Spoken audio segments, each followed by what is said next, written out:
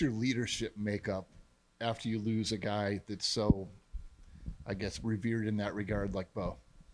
Yeah, I think when you have that type of leadership, it gives guys almost, I would say, a mentor. So, like, man, the past 3 years, he's been mentoring guys in terms of how he leads and go about his work. So now those guys are the upperclassmen. I'm thinking of, Jamison, Patton, Drew Surges. The effect of Bo has kind of sprinkled out through our room. So guys understand what it takes and kind of what we're asking from them from expectations. But if I had to say, like, guys stepping up, Jeremiah Cooper's had a great offseason of really trying to grow out of his shell, communication-wise, and being a little bit more vocal and grabbing guys. I know in the spring I told you guys about Jamison, Patton, and trying to like reestablish, and I think he's kind of took that by the bell, and he's the guy breaking down the group. He's the guy that's kind of more of the boisterous voice of our room. You know what I mean? So it's kind of been a tag team between guys, but I think everybody knows the expectation of what leadership looks like, and multiple guys are trying to display that. How good can Jamison be? Because it feels like he's a guy that you can play at more than one spot, and he's kind of built on each season. He can be as good as he wants to be. I think, when you talk about things that take no talent to make yourself a good player, like he does all those things. So if you were here any month during the offseason, he would be a guy that would have been here at 6 a.m., whether he's watching film or getting rehab or trying to prehab things. He's been a pro about his workmanship. So now it's like it's starting to translate on the football field. And I think he has a really, really high potential rate. And it's all right, cool. Can you sustain that? And I think he's been growing toward that. But I'm really excited about his future. We also had JMO during media day and then again today. How has his training camp gone? And is he a guy that's kind of pushing Tayshaun there? And what's the competition look like? Yeah, I would say he's been the most consistent he's been. He's a guy that I think, looked at this offseason as, man, I want to step up and be the guy. You look at it, Malik is leaving, and it's been a really, I would say, tight battle, to be completely honest, between Tayshaun and even Cam Smith. Guys have been putting their best foot forward, but Jamison has really, I thought, blossomed this fall camp and probably playing the best football that he's played here. So we feel really good about where he's at. And then with Marcus Neal, is he a guy that's kind of taken that momentum from last season? And what have you seen from him so far? Absolutely. He's taken it. I think this fall camp, you see him playing fast. He's playing downhill. He's playing really confident. And I think us as coaches continue to put him in positions where he feels that he can play fast, because that's his best, I would say, attribute, is that when he knows, he goes, and you better look out. So I'm excited to see where he goes this really the start of the season and obviously throughout the year. How have you seen Jeremiah Cooper's role kind of evolve, I guess, this offseason in your guys' defensive scheme? Maybe not so much as a leader, but just his overall role. He just brings so much versatility. So, like, man, just trying to figure out, where can we put him in certain situations. But he, playing safety, man, he plays high in the post. He plays as a low robber. We've done a lot of different things with him to, like, try to really best suit his skill set. But, we try to figure out what's best for him. He's played corner, he's played safety, and it's just kind of like package of where we putting him at. But we're going to utilize him every way that we possibly can, just like we've done in the past. How much does your room, and you specifically, work closely with Coach Poteet in their room on a day-to-day basis in practice? We're lockstep. And like you talk about secondary play from a communication standpoint, from an alignment standpoint, we have to be married up. So me and Coach Poteet work very closely. You'll see him, if you're at a practice, you'll see him communicating with the safeties. You'll see me communicating with the corners. It's just, when you get to individual, some of the things are a little bit more individualized, but in terms of the greater scale of things, we work very closely together in terms of how we kind of coach the secondary. And how much do you think that contributes to someone like Jeremiah Cooper being able to move around and play corner, play nickel, or you do just hear some of the technique with? Things from another person. So it's another voice that somebody can hear and grab something from. You know what I mean? And it gives a coach another opportunity to kind of build that relationship with guys, so they can take, man, whether it's a suggestion here or anything like that. It's not the first time you're hearing another coach speak to you. Campbell's talked to us a lot about toughness on this team and wanting to see it, and I think about everything Bo played through, Malik playing with a broken arm, I think, on multiple occasions. How do you guys talk about that in that room? Because there does seem to be a legacy of it's a standard at the highest level. Yeah, it's a standard. We talk about it like that has to be our DNA for how we're successful as a team, as a defense, but as a position group. We're in the run fits. This is a very unique defense. You could be a deep half safety and you could be a C-gap defender. You know what I mean? So you better be physical and you better be willing to put your body on the line.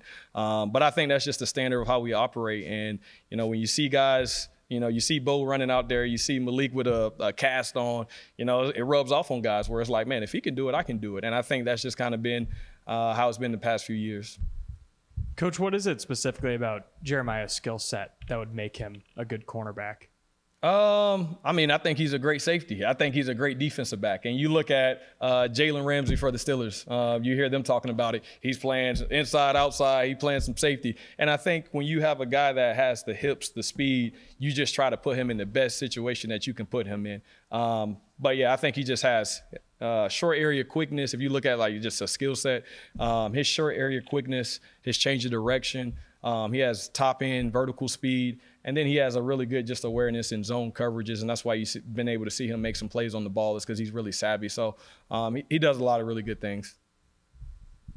Coach, just what are your thoughts on the way that Jamison and Tayshaun handled last year and the increasing workload as the year went on, and how are the biggest ways that they've improved since then?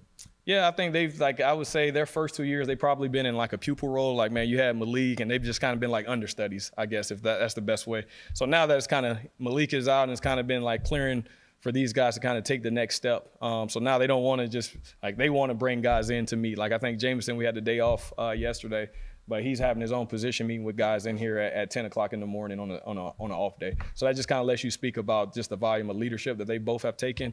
But I think it's been just a transition of like, man, I'm not a backup anymore. I'm not a role guy. Like your role is to be a guy, and that's kind of been their approach. And with Drew Surges, obviously you saw a lot of action 2 years ago. Just how has the recovery been for him, and how's he looking? Good. This is the healthy he's been. Hasn't had any major setbacks. I would say this is probably we've challenged him. I know I challenged him this offseason to kind of have like a killer mindset, and he's kind of attacked that. I would say this is the best that he's been playing. I think you're going to see him play football for us this fall. Special teams, you'll see him rotating in there at the middle safety position. But I think he's a guy that's going to bring a lot of value to our defense this fall. Yeah, Coach, what did coaching through last year and all those injuries teach you? Hey man, hey, as a safety group, we were kind of full, even though we were banged up, like our approach was, man, you got younger guys standing beside you, like you got to pick up and you got to make an extra play or two to help settle those guys in. And understanding the situation from a coaching perspective, like, man, some of the things you may do from a scheme standpoint may put a little bit more pressure on you. So like, all right, great.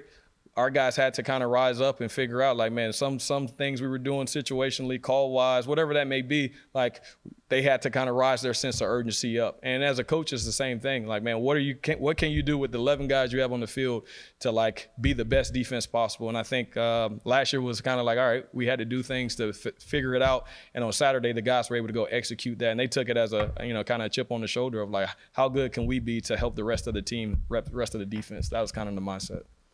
You've signed a lot of safeties in the last couple recruiting classes, 24, 25. What have you seen out of that group in addition to the guys that we've talked about maybe already, and what's the future hold for those? We're expecting those guys to help us out faster than later, to be honest with you.